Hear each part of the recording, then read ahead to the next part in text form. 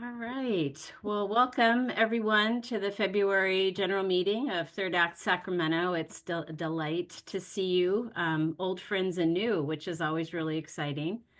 I put the agenda in the chat and I'll resend it because I know as people come in later, they can't quite access it. But just to summarize what we'll be doing tonight, the first half, we're very fortunate to have guest speakers to talk to us about ranked choice voting.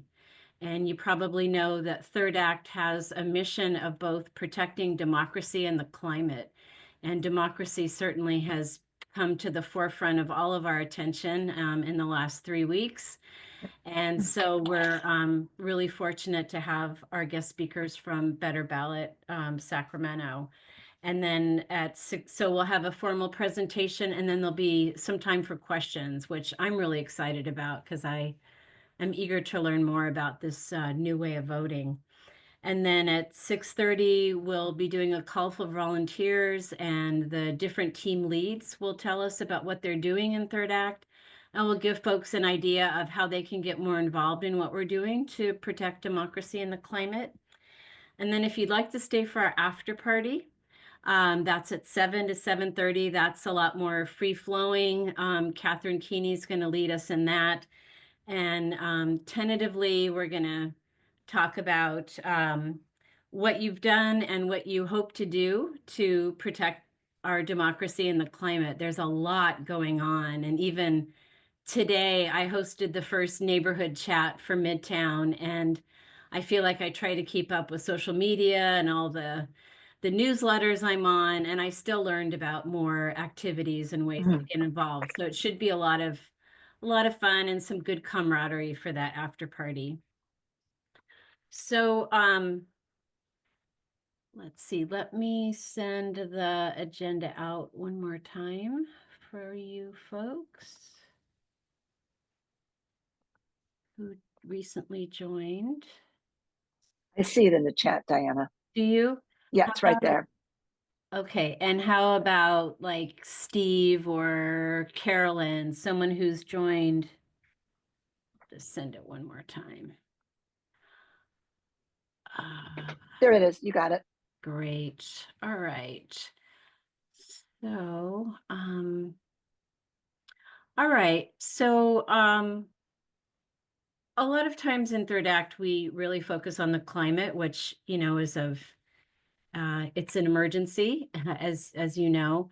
But democracy's become increasingly important, and there's a very interesting experiment in voting called ranked choice voting. And we're fortunate to have Josh Rosa, who's on the board of Better Ballot Sacramento. And I'll introduce him and then we'll move into his formal talk. So Josh is a volunteer with Better Ballot Sacramento, drawing from his experience in local politics since 2005. Josh previously worked for Sacramento City Council, managed political campaigns, and served on numerous city boards and commissions. Josh now teaches a master's course in collaborative governance at Sacramento State University. He's also a dad to two beautiful daughters, husband to his amazing wife, Caitlin, and deeply committed to the betterment of our community and governance. So, Josh, please go ahead and screen share and tell us all about ranked choice voting. All right. Well, thank you so much for the introduction. I'm going to set up, let's see, my own screen share here in a minute. Sorry, bear with me. We have a whole,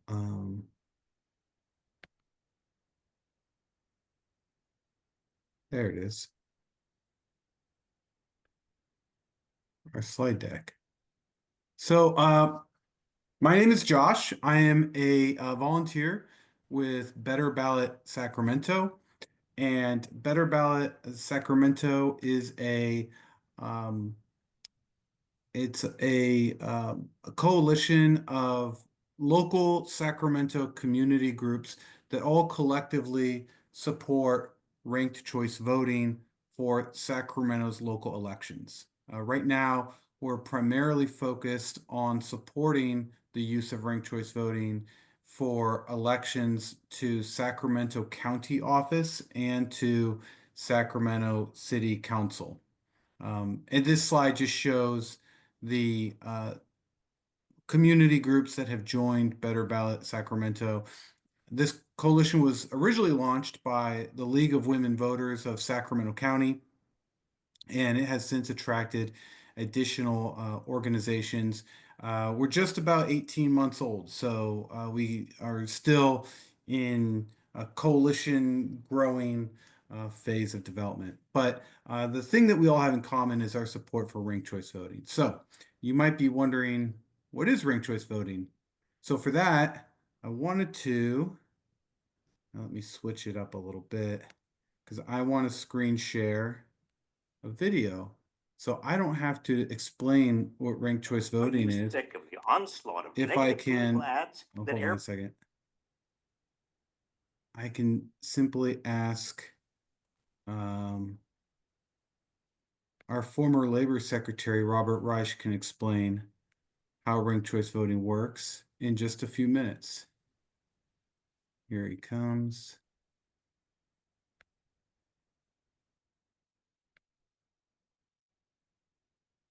Are you sick of the onslaught of negative political ads that air on your TV every election season? The fear mongering, the half truths. Believe it or not, there's a simple reform we can enact to make elections more bearable for voters. It's called ranked choice voting, or RCV, and it could change our politics for the better. Here's a quick refresher on how it works using some pets owned by my colleagues here at Inequality Media. When you head to the ballot box under ranked choice voting, instead of voting for just one candidate, you have the option to rank candidates in order of preference, first, second, third, and so on. So if you're stuck between two preferred candidates for a position, you can spread your preferences out in hopes that one of them wins. I really like Daisy, but I think Beatrix might be a better choice. So I'll rank Beatrix first and Daisy second. When ballots are counted, if none of the candidates gets an outright majority, the candidate with the fewest votes is eliminated, and their votes are redistributed to their supporters' second choice candidate. This process continues until a candidate receives over 50% of the vote and is declared the winner. Congratulations, Beatrix. Pretty cool, huh? It's also good for a whole host of other reasons.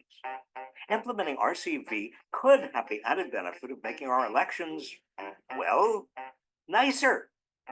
Take the recent election in Alaska, for example. It's so funny that even in this race, people actually hold our friendship against us. Compare that to what we see in places without RCV. Far left John Fetterman is too far left. He's dangerously liberal on crime. In a ranked choice voting system, candidates are less likely to engage in this kind of mudslinging because they're not just trying to be a voter's first choice, they also want to be the second choice of voters who are backing their opponents. This can motivate anyone running for office to be more inclusive and appeal to a broader range of voters, helping to connect people who don't always agree on every issue. RCV also allows us to exercise our right to vote without feeling like we're compromising our beliefs or simply voting for the, quote, lesser of two evils. We could vote for the candidates we like most rather than voting against the candidates we like the least. RCV could also open the door to voters casting their ballots for more third-party candidates. Even if your favorite candidate from your preferred party is not favored to win, that person could still be your first choice without you feeling like you're giving up your vote entirely. If your candidate doesn't make it to the final round, your second or third choice could still end up winning in the final tally. Ranked choice voting can even change the kinds of people who run for office for the better. Potential candidates wouldn't have to avoid running for fear of splitting the vote or spoiling a close election, allowing for a potentially more diverse pool of candidates to run.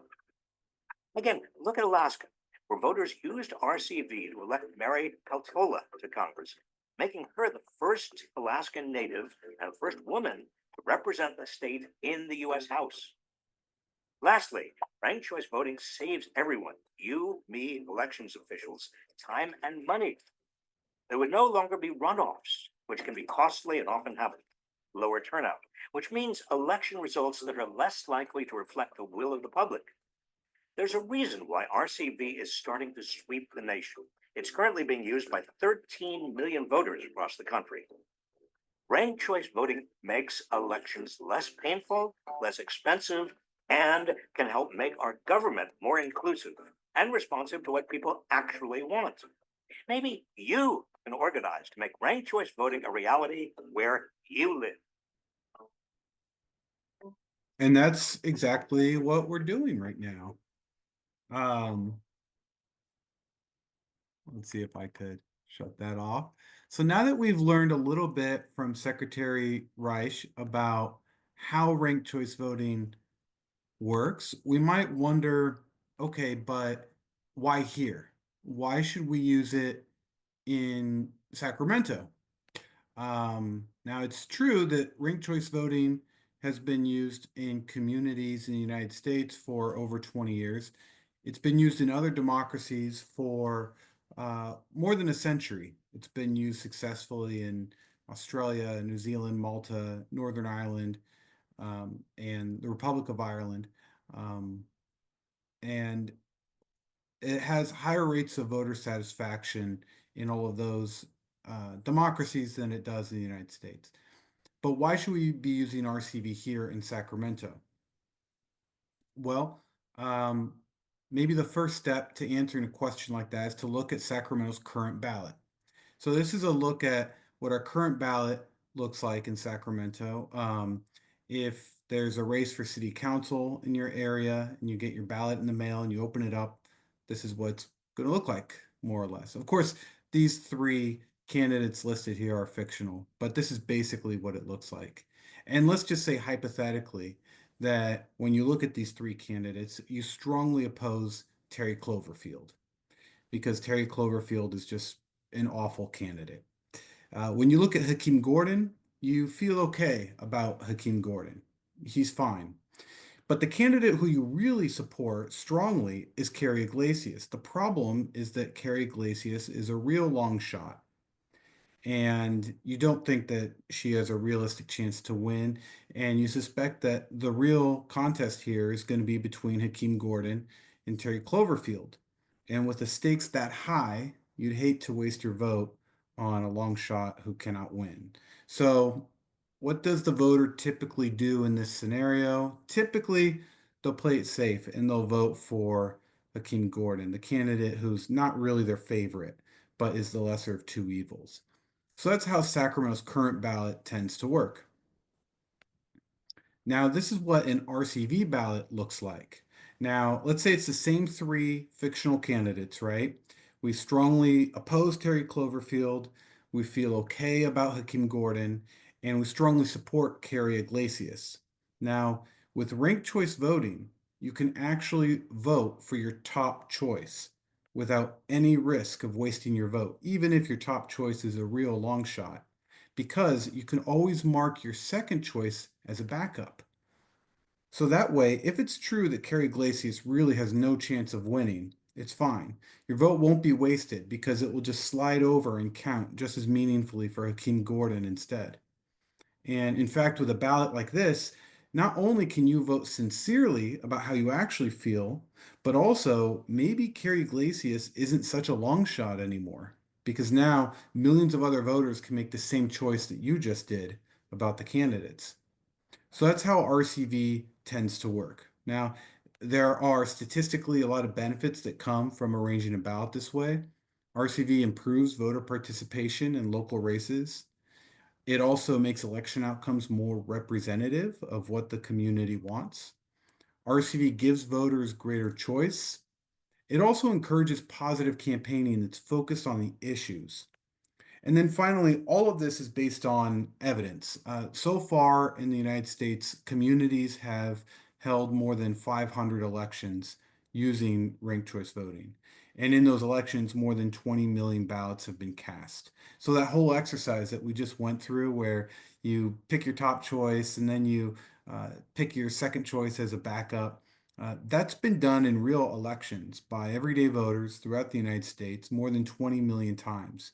And so that gives researchers and political scientists a lot of evidence to look at and to evaluate. And that's where they infer all of these benefits from RCV. So we could just dive into these benefits real quick, one by one, to learn a little bit more. So first, RCV improves representation.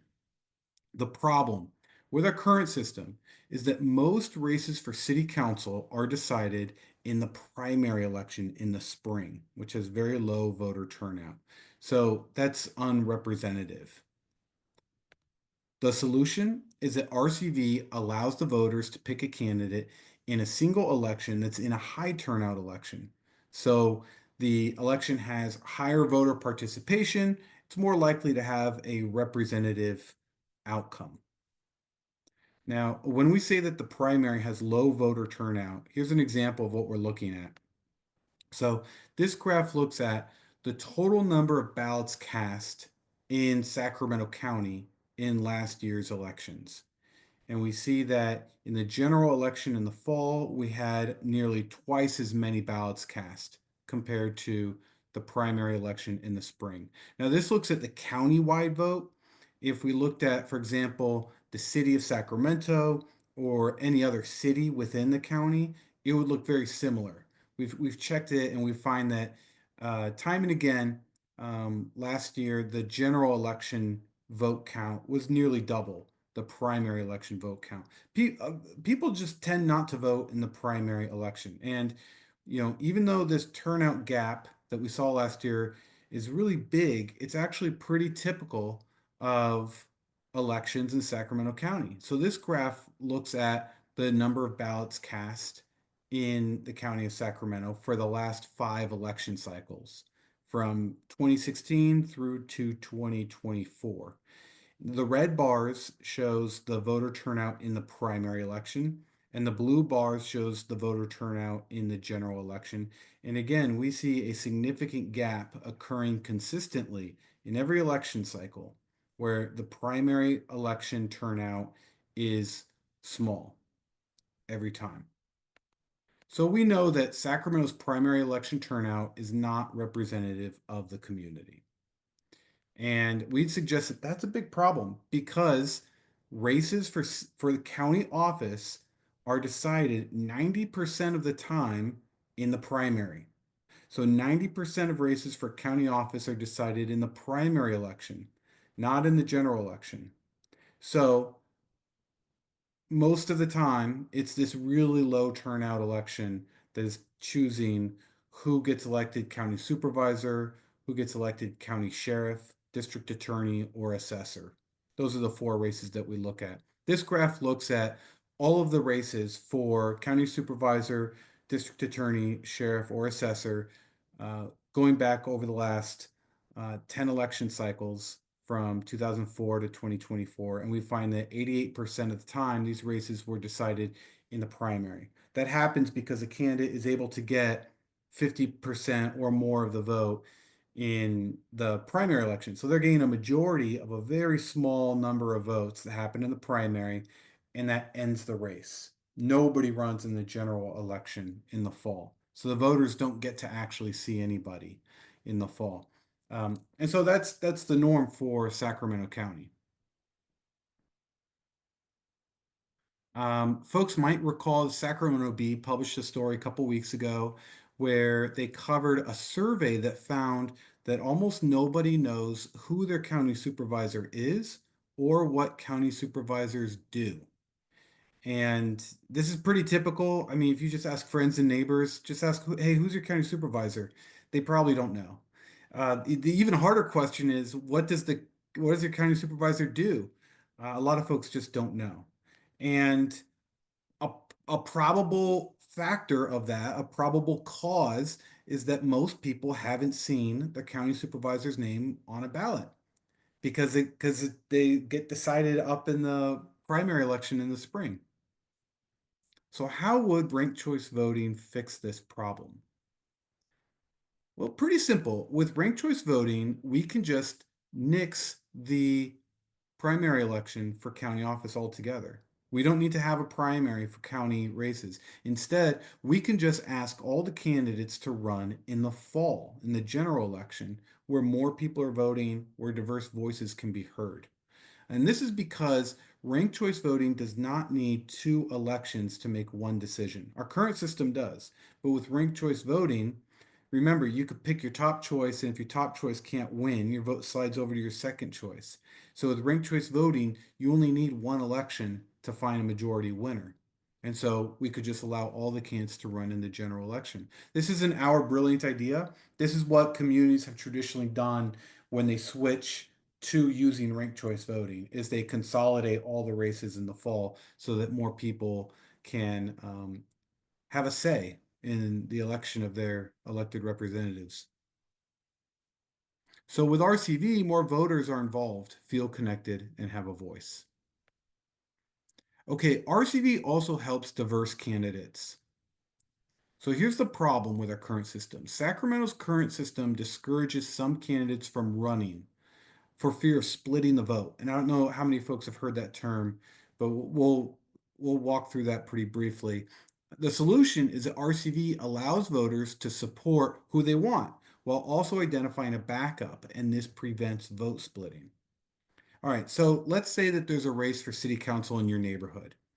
And this is basically what that race is going to look like, right? Let's say that the color orange in this graph represents your environmental values, and the color red represents anti-environmental values, let's just say. And let's say that candidate A up there in the upper left corner says, hey, I'm going to run for city council, and I'm confident that I can win because I think about 60% of the voters share my orange values. So I'm going to run, and I think I'll do pretty well. It sounds great, except the problem is that the next week, candidate B stands up and says, I'm also going to run for city council. And guess what? I'm going to run on those same orange values because I agree with you on that. Isn't that great? So I'm going to run too. Right? So the problem, of course, is that candidate B is going to suck some of the votes away from candidate A, or A will suck some of the orange votes away from candidate B. And what could happen is that the minority values, the red values, ends up winning because you have two orange candidates who split the vote. Now, of course, everybody can see this coming. So the orange activists and orange supporters, they're going to call up candidate B and beg them to drop out of the race before the election. They're going to say, you're going to split the vote. You're going to ruin our chances of representation. Please drop out. Well, we don't think that's fair to candidate B to do that. We don't think it's fair to the voters that activists are actively seeking to restrict voter choices. But it is the logical thing to do in the system that Sacramento currently uses, where vote splitting is a real problem. So far, I've been calling these the orange values, but we could say that they also represent any historically marginalized community, a racial or an ethnic group, or women who want to run for office have historically been told, you should only have one running because if you've got two or more, you're going to split the vote and you'll ruin the chances of your community having any representation. So in our current system, splitting the vote is a logical fear to be avoided. And this hurts causes, candidates, and voter choice. So how would RCV fix that? Well, with RCV, remember, you can always mark your second choice. So there's no such thing as splitting the vote. You could vote for candidate B as your top choice and say, and if B can't win, I want my vote to slide over and count for candidate A. So you mark A as your second choice. Or you could do it the other way. Say A is your top choice and B is your second choice. But either way, one orange candidate is going to end up with all the orange support, right? One orange candidate will get that 60% total either way. And there's no splitting the vote. And that way, you can actually vote for who you care about. Candidates can run without being fearful that they're going to split the vote and hurt their own community or interests. With RCV, candidates can't split the vote because voters can name a backup. And this lets candidates run without hurting or being hurt by their cause or their values. RCV is popular. It's currently used in 51 cities, counties, and states across the United States. And this creates a big track record. U.S. communities have conducted over 500 elections using RCV since 2004, with more than 20 million ballots cast. And this is just within the United States. As I mentioned, if we look out at other democracies, including Australia, Northern Ireland, New Zealand, Malta, the Republic of Ireland, they've been using RCV for much longer. Australia's been using RCV for over a century. And so again, this RCV isn't a theoretical idea. It's something that's been in practice for a very, very long time, with thousands of elections that political scientists and other researchers can look to and analyze to understand the benefits of it. So our big question is, could Sacramento start using RCV for our own local elections? We think so. We hope so. So we support using RCV for the city of Sacramento for our city council elections and for the county of Sacramento's county elections. Next year, in fact, we're going to ask our city council to put RCV on the 2026 ballot.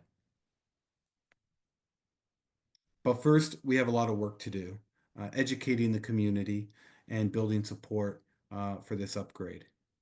So our question is, could Third Act Sacramento consider joining the coalition? As so many other community groups have before, could Third Act Sacramento consider joining us in supporting ranked choice voting for Sacramento's local elections? As I mentioned, here's the other groups that have come on board so far. We're continuing to build our coalition out, and we'd love to have an open and robust dialogue with Third Act about it. Ways to keep in touch. You can sign up if you go to our website, betterballotsacramento.org, and find the sign up tab. It'll just ask for your name and email address. And if you punch that info in, you'll start to get emailed updates. We don't spam anybody. We'll never send more than one email a week. Usually we'll send maybe 2 or 3 a month, something like that. And that's where we'll send announcements about upcoming events, new research, things like that. Or it's even easier than that. If you want, just text your name and your email address to 916-531-5723. It's nothing fancy. It's my phone number. But if you just text your name and your email address to that, you'll be in the list and you'll start getting those regular updates that way too. If email is not your thing, you could just follow us on social media. Like us on Facebook or follow us on Instagram. And we post all the same info on our social media as well. If you're already gung-ho, if you're already supportive and you really want to do what you can to support ranked choice voting, consider hosting an RCV dialogue, which is basically what this is. It's basically the work that we do to give presentations to community groups. Obviously, you're a member of Third Act. Maybe you're also a member of your neighborhood association or a social club or a political club, civic league. If there's any group that you're in that you think might be interested in having this dialogue, please reach out. We'd love to set up an appointment and have that conversation. And then finally, I do want to plug one upcoming event we've got. We do a Q&A every couple of months at New Helvetia Brewing over on Broadway in Sacramento, open to the public. We hope you'll feel welcome. It's on March 13th at 5:30 p.m. Again, if you follow our social media, you'll find the registration page for that, but you don't have to register either. If you could just jot this info down, either way, we'd love to have you there.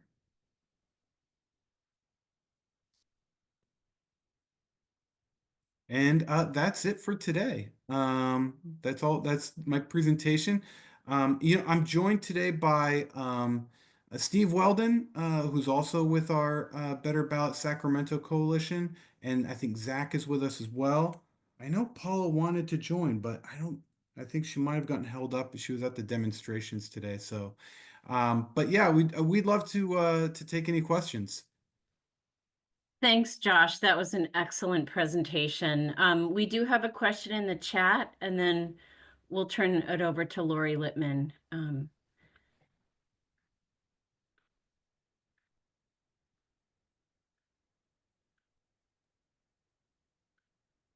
Oh, should I? Okay, I'll read Yeah, it. if you can just take, it's kind of a long question in the chat from Peter. Yeah, okay. It seems that where ranked choice voting is used, there is a significant delay in determining the winner if the first round does not determine a winner. Is this a built-in requirement of ranked choice voting? It seems you could determine the ultimate winner immediately and simply show the steps needed to determine this winner. Yes, Peter, that last sentence of your question is you're in the right direction. It's true that ranked choice voting can determine the winner immediately. So, nowadays, for at least the last 50 years, ballot counting has been handled electronically, and it's no different with ranked choice voting. So, even though there could be a lot of candidates with a lot of rankings, the machine counts the ballots in a matter of minutes. And there is a perception that ranked choice voting actually takes longer to produce the election outcome. Turns out that's actually a bit of a myth. And one of the reasons it's a myth is because uh, each jurisdiction can decide how long they'll wait before they release the outcome of the vote. And some jurisdictions decide to wait a long time, others will do it more immediately. It turns out that historically, in the last 10, 15 years, the ones that use RCV have tended to wait a little longer. They don't always wait longer, sometimes they're immediate. But it actually turns out that there's no delay for using ranked choice voting. Okay, thank you. Thanks. And then Lori has a question. Well, sort of similar to Stephanie's. What are the arguments against ranked choice voting? And how do the establishment Democrats feel? I'm thinking about them pushing Adam Schiff on us over Barbara Lee. And they know how to play the game as it stands now. I'm wondering whether that's where the opposition would come in, or is it just people not knowing what ranked choice voting is? Yeah, it's more the former. I think the quintessential challenge to any political reform is that at some point you need the gatekeepers to endorse it and sign off on it, right? And they're the ones who have mastered the game. And now we're saying we're going to change the rules of the game. So there is that built-in incumbency bias against change. And we do see that in some cases. I think we're really encouraged in Better Ballot Sacramento that the state California Democratic Party has endorsed ranked choice voting. And I'm very happy to say that just last week, the Democratic Party of Sacramento County voted to join our coalition and endorse ranked choice voting. So we do have the support of the Democratic establishment in that way. Now, there will continue to be, some incumbent interests who, for one reason or another, will want to oppose ranked choice voting. Some campaign consultants, are concerned that it will reduce their business because if we do get rid of local races in the primary election and we do it all in the fall, their concern is, wait, does that mean fewer campaigns, less invoicing? So there's that concern, but we think that that will probably end up being the bigger barrier for us. Now, what opponents will sometimes say is that voters don't understand ranked choice voting; they find it too confusing. We're really fortunate to have so much evidence from jurisdictions that use ranked choice voting that show that that's not true. The voters understand it very easily, and we don't think that that will be the barrier. But there is going to be some barrier in that some of the incumbent interests may oppose it. Thank you. Okay, so I think we have time for one last question. I don't see any electronic hands up, but Stephanie asks maybe a related question, which is what are the roadblocks to getting this concept accepted in Sacramento? Yeah, I'll say at least like formally, the way to do it in Sacramento is we would need to amend the city charter. If we want to start using ranked choice voting for city council elections, we would have to amend the city charter. The only way to amend the city charter is for the voters to approve that, to vote it yes or no. And the only way to give the voters a chance to approve it is for our city council to vote to put it on a ballot and put it before the voters to vote finally yes or no. Do we want to change the charter to start using ranked choice voting? So that's sort of our roadmap to getting this approved. We are in conversations with our city council right now about doing this, and we have strong support on our city council for doing it. But even our strong supporters have told us that you got to go out there and educate the community. You got to really get people on board with this and make sure everyone understands ranked choice voting before we can proceed. So that's on the city side. Now, for the county of Sacramento, we are planning to take that same path. We're just a little bit farther behind, but that's the path for the county of Sacramento as well. Thank you. This is really exciting, and we have a leadership meeting on Friday where we'll certainly discuss this and figure out if there's support, and hopefully we can get back to you with any questions we might have about joining the coalition. But we really appreciate your time and your very clear presentation. Well, thank you again so much for giving us your time in your meeting tonight, and it was a joy to talk with you all about it. And Diana, thank you again for sending that link that I managed to lose the first time. I appreciate it. Great. All right. Thanks so much.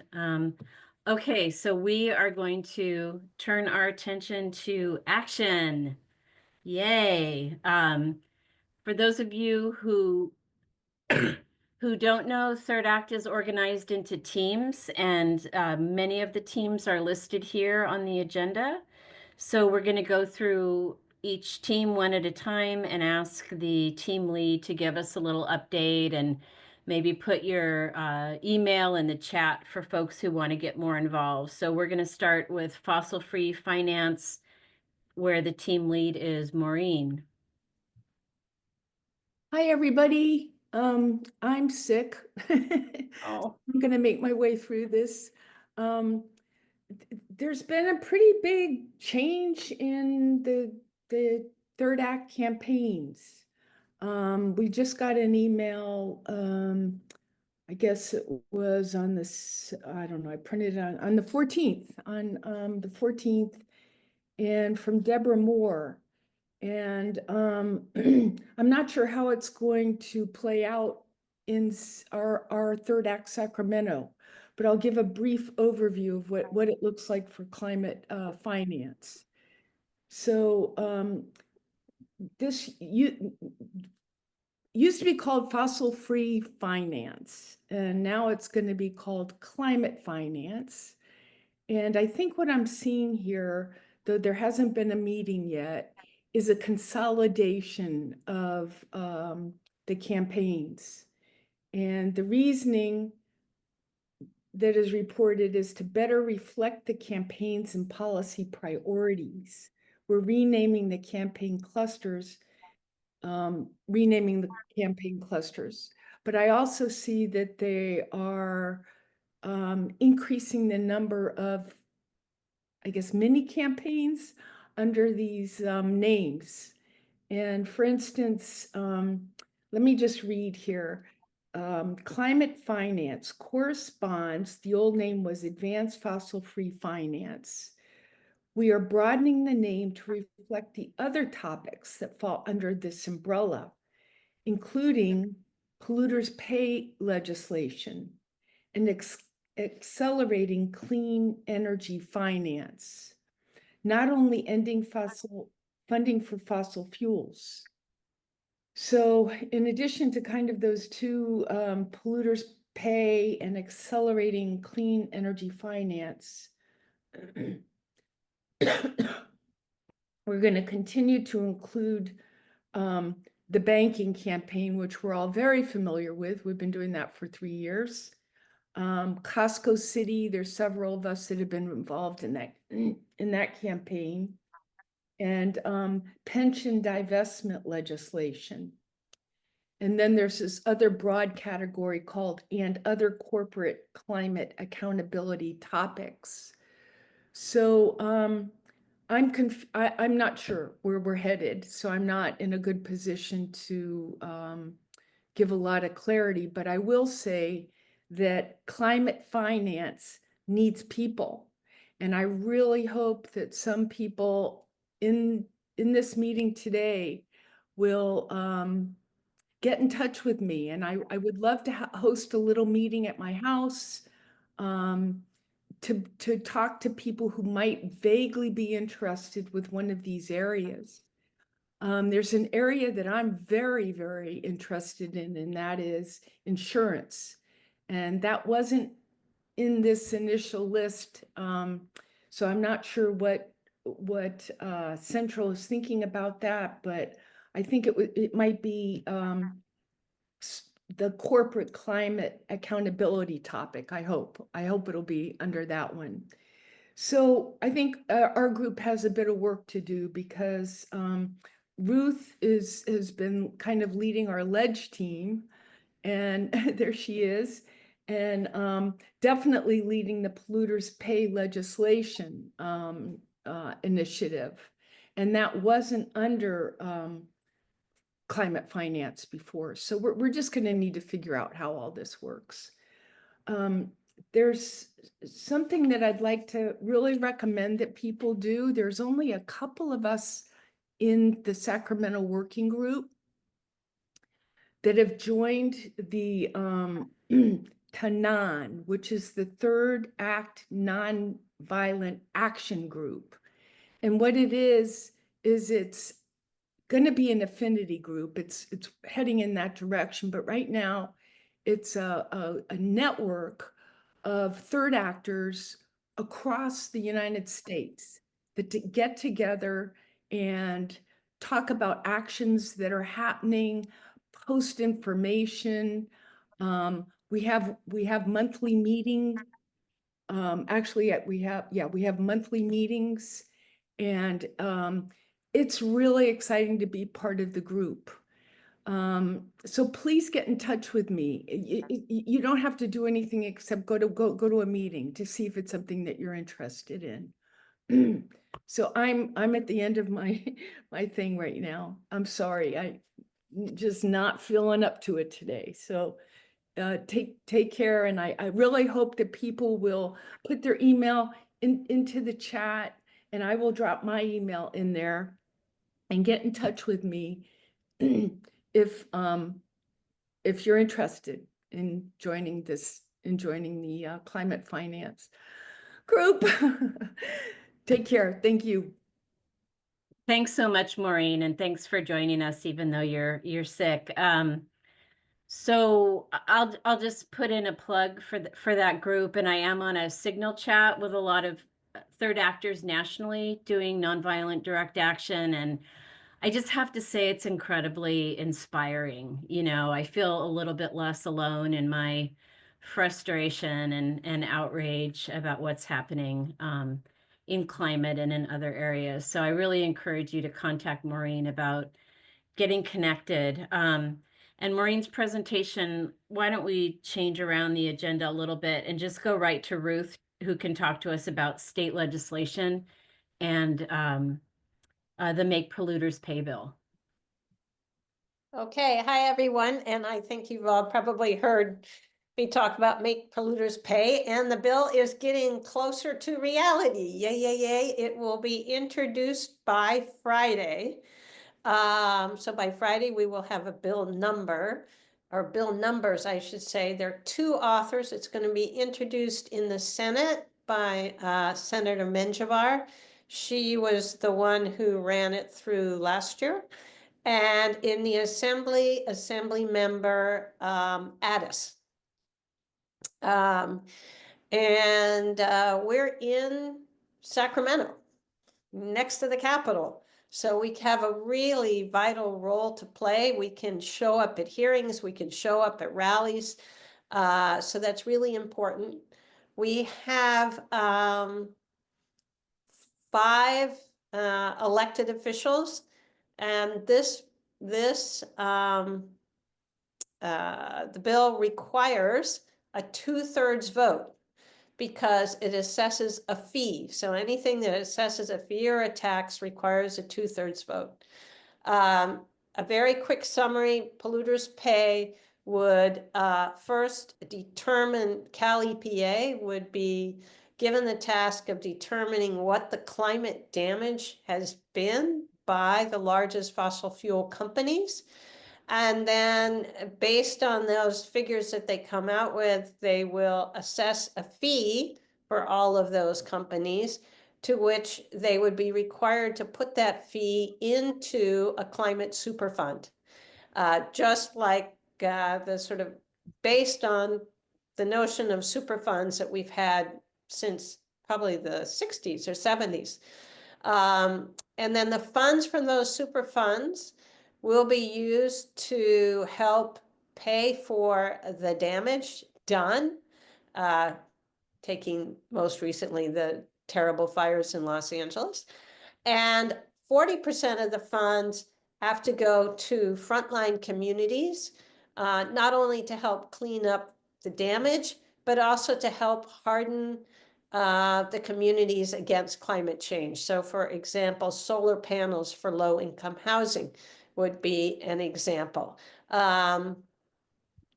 So lots and lots of, I mean, it would be terrific. It just passed with a huge fight, but passed in New York. And thanks to third actors and nonviolent action, there was some great nonviolent action as third actors gathered around a Christmas tree outside of Kathy Hochul's office, governor of New York, and sat there and made an impression. And so she actually finally signed the bill. It's also passed in Vermont. So now it's our turn, and there are several states that are introducing it this year. And we're gearing up here in Sacramento, and actually I work closely with our partners in Southern California and in the Bay Area. So we have, we're not even going to try our Republicans electeds, because they're a solid no vote. I mean, it'd be great if you have a Republican elected to just go and ask them. It's worth everybody talking to their elected officials. So we have a great third actor in Barbara Washburn, who is organizing folks who live in Elk Grove to work on Stephanie Nguyen. She is going to be a really, really hard vote. She gets oil money and has not been sympathetic to our environmental efforts. But we really need her vote. The other person that we really need a vote for, a yes vote from, is Senator Angelique Ashby. She did vote yes on the version that was was in the legislature last year, but apparently it was a very hard vote to get. So we really need to be focusing our efforts on her. We have a new assembly member in Maggie Krell. She's a progressive, so we're hopeful. Chris Cabaldon, we're also hopeful there. He's the new senator. And then an assembly member, blanking on her first name, Aguirre Curry in Davis. And hopefully she'll vote. So what we're doing is putting together teams to meet with and to sort of bird dog all these elected officials, and to reach out to organizations that they know of, the faith community, other activist groups, youth groups, groups that work with communities of color and in communities of color to join us and push really hard to get everybody to yes. Right now, the statewide coalition consists of over 130 organizations. So, you know, we've got lots of partners, and our job is to get as many third actors and third actors' friends and families on board. So I'll put if you want to join us in any capacity, we had our first meeting last week, and I put together a PowerPoint that sort of covers all the things that we want to do, plus what the bill contains. And so I'm happy to send that to you. Let me put my.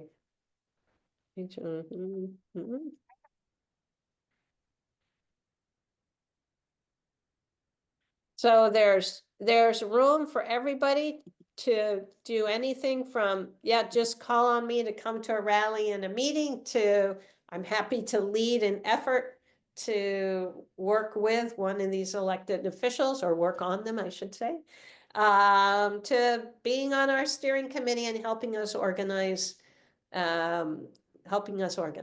So please send me your email. Thank you, Ruth. That was a great presentation. There is a question in the chat for you from Peter. It says, would these fees be going forward only, or would they also be retroactive? They're retroactive. So it's based on damage. Oof. I think damage back to 1994. So. Great. Yeah. And Peter, you can always contact Ruth for the slides and so on if you want to know more. Okay. And they're anticipating raising, you know, they can't say how much they're going to raise because Cali PA has to do the research, but they anticipate raising billions of dollars. Okay. Right. Yeah, I guess I'm just I'm not saying I'm opposed. I guess my question is, you know, you can't have ex post facto laws, right? In other words, you can't say change the law and then try somebody for doing that thing yesterday when it was not illegal yesterday. So, I mean, isn't this kind of the same thing if you're going backwards and saying, well, I mean, if it's not okay, but No, I'm I just mean, it's damage that has been done. So, okay, so it's not really a crime. You're saying we're assessing no, you a they're penalty just being for assessed something you already did, you damage you already exactly did. Yeah, okay, for all the right, damage okay, that's been done. okay. Yeah, I mean, I was just thinking there might be a legal challenge, but anyway, Oh, okay. there are going to be legal challenges, believe you me. In fact, the Western State, the Petroleum Associations have already Oh yeah, those guys, yeah. backed New York and Vermont.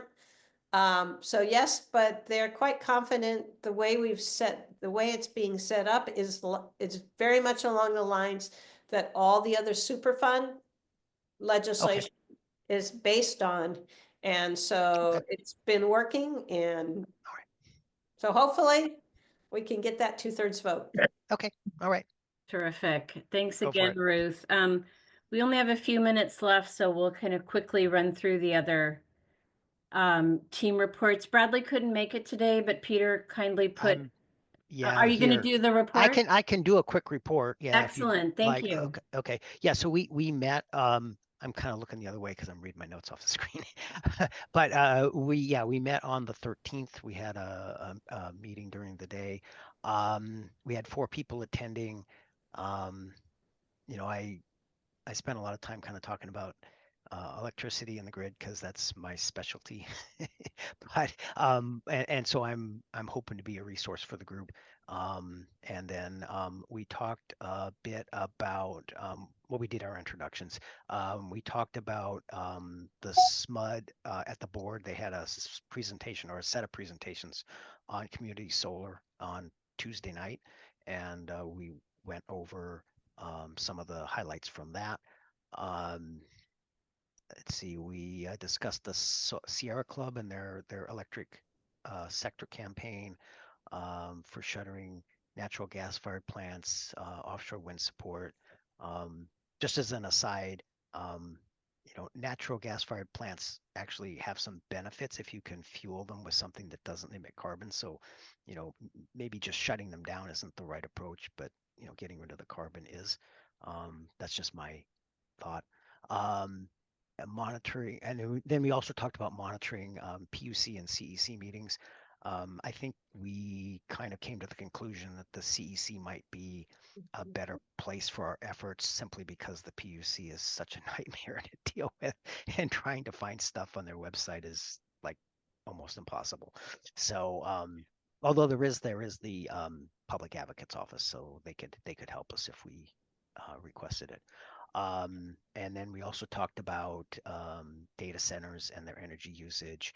I mean, I don't think there's much that we're planning to do there on that item, but we just did talk about it. And then we discussed some other activities, outreach to environmental justice groups. We talked about SMUD's zero carbon plan. Because part of their zero carbon plan is shutting down some of the dirty plants in DAC adjacent areas. Well, DACs are adjacent to those plants, and so that they're trying to shut a couple of them down to help improve the air quality in the immediate vicinity. So, yeah, that's pretty much it. And if there's any questions, let me know. Thank you, Peter. I appreciate that. Okay. So for those of you who are interested in accelerating California's transition to clean energy, that's the team for you. We're really excited to have a new team lead and some folks who really have some terrific technical knowledge. So you don't need to be an expert on solar or wind or the California Energy Commission. They're just some really solid folks on that team, and they could really use your help. Yeah, So Diana, go just ahead. really quick. Yeah. I'm not 100% sure that's what our goal is. I mean, maybe it is, but it seemed more like because the name was democratize energy. So it was, I mean, zero carbon is one thing, but I think it's also broader than that. It's more like trying to provide the benefits like of local generation, like rooftop solar. Even if you can't have rooftop solar, have something like that. So basically, you're democratizing energy. So you're trying to, let everyone have the opportunity to generate their own energy, kind of thing. So kind of reducing the requirement for, I mean, they're always going to be there, but reducing the requirement for utilities and utility scale generation, and the high costs of that. That was kind of, that's another thing. So it's not just zero carbon, although that is a portion of what we're looking at. Thanks for that clarification, Peter. I appreciate it. Sure. I'm going to turn it over to Lori, who's going to give the report for the Connections and Actions team. Yes, Goalie is driving home from Tahoe, so she asked me to give it, so I'm just going to read it. I consider the Connections and Action team the fun team. They're the ones that figure out how to make our work joyous. On February 25th, there's going to be an art build and potluck from 3 to 6 p.m. at Southside Co-Housing. And that will be in the newsletter. We're going to make a giant banner of the LA fires saying CalPERS stop investing in climate crimes, and also some lawn signs. On March 11th, there's a protest in Richmond, and we'll put more information on that in the newsletter. The 17th, there's going to be a CalPERS protest that St. Patty's Day, and we'll have sing-alongs and skits. Let's see, theme with activists come to free the sleeping board members under the control of the big oil octopus and the bot staffers. So that's verbatim here, but it sounds like fun. The Lamenters will be there. We'll work on a mural, and we're putting together a drum corps. There were some sixth graders that brought a drum corps to a protest, and that really was effective. So we already have 6 drums if you want to get involved with that. Some of the other things I'll put in the newsletter, how to contact Raylene to be a lamenter, and Faith for singing, and Goalie for the skit and drum corps. Oh, we have 7 real drums already. And if you have any lawn signs, any old lawn signs, Luke is collecting those to refurbish them. The next Connections and Actions meeting is going to be on March 3rd at 3 p.m. So that's it. Thank you, Lori. Excellent job. And we'll wrap it up with the writers group. I don't know if Faith or Ron are here. I'm here, Great. more or less. Yeah. Hello. Oh, here I am. Yeah, I've been really sick, but I'm really looking forward to this event on the 17th. Now, I was just putting in the chat, does anyone know if there is any law or, guidance for performing music in public? I mean, in order to sing on the street, do you have to have a permit in Sacramento? No, I think the permit asks if there's going to be amplification, but we can talk about that later. Yeah, All right. yeah. Is there any, if people wanted to join the writers group, what projects do you have in the hopper, Faith? Well, at the moment, Ron and I were talking about expanding that really great letter that he wrote to all the newspapers, but I'll let him fill you in on that. Ron, come on. Come Hello, ahead, my friend. everybody. Hi. Hi. Yeah, I've actually sent the letter out to all the newspapers already. So right now I've been working on writing letters to that State Supreme Court in Wisconsin, for that judge. So that's kind of working on it, and kind of waiting to work on that other project, make polluters pay. Once we get those bills get put in the House and they get assembly numbers, we can write state and assembly members on that. That's about it. Well, that's a lot. That's wonderful. Thanks. I happened to be at the demonstration today at the Capitol, and my favorite sign was, "It's so bad, even introverts are here." And I always think of the writers group as, the quietly behind the scenes, but deeply dedicated activists. So if that describes you, be sure and contact Faith or Ron. So thank you for hanging in there an extra 5 minutes. That concludes the official meeting that we have, and maybe we can stop the recording, Lori. And we're going to stick around for the after party.